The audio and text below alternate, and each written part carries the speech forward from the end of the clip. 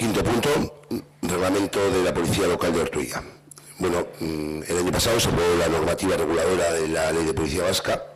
Este reglamento es un desarrollo de esta norma, que bueno, pues de alguna forma marca las funciones, estructura, organización, derechos y deberes y otras cuestiones en relación con la Policía Local de Ortuella, al margen de otras cuestiones que haya que mejorar, pero bueno, esto es acogernos a la normativa con esas funciones que debe desarrollar y bueno, pues una cuestión. Gracias.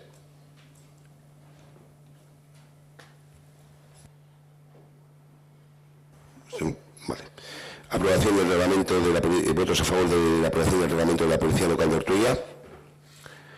Vale, queda aprobado.